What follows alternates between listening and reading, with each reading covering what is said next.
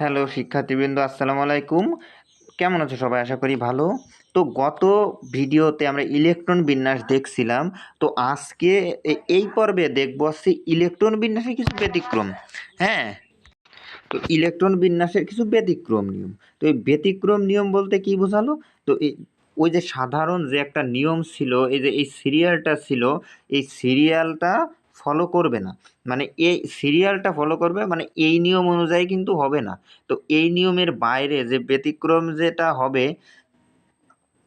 সেইটা হলো যে সাধারণ নিয়মের বাইরে যদি কিছু হয়। হ্যাঁ, তো এই ব্যতিক্রম যে ইলেকট্রন বিন্যাসটা, তো এইটা একটু দেখা যায় আসলে নিয়মটা কি, কেমনে হয় এই নিয়মটা। তো তোমরা সবাই জানো যে যে অরবিটালগুলো ছিল, এস এ অরবিটাল সর্বোচ্চ ইলেকট্রন থাকতে পারবে 2টা, পিতে সর্বোচ্চ থাকতে পারবে 6টা, তারপরে ডিতে সর্বোচ্চ থাকতে পারবে 10টা, আর এফ এ সর্বোচ্চ কয়টা? 14টা। তো এই যদি এরকম থাকে, মানে ইলেকট্রনগুলো যদি পরিপূর্ণভাবে সব কয়েকটা অরবিটালে থাকে, তাহলে সব কয়টা অরবিটালে থাকার কারণে এইগুলো পূর্ণ থাকবে, মানে স্থিতিশীল বা স্ট্যাবেল থাকবে।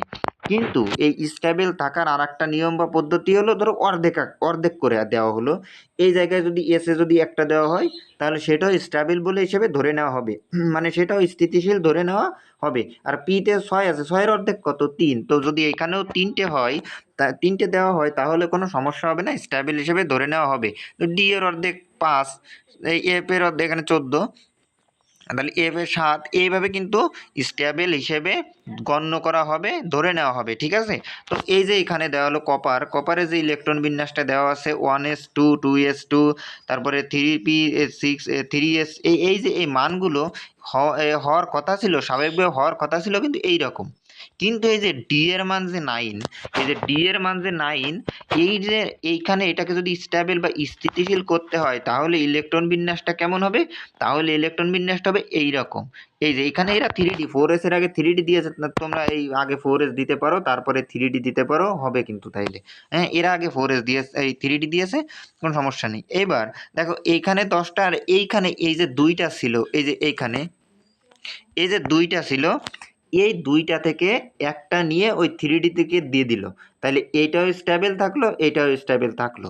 ঠিক আছে? এই হচ্ছে তোমার ইলেকট্রন বিন্যাসের ব্যতিক্রম নিয়ম। তো যাই হোক, এই ব্যতিক্রম নিয়মে যদি কারো সমস্যা থাকে আমাকে বলো।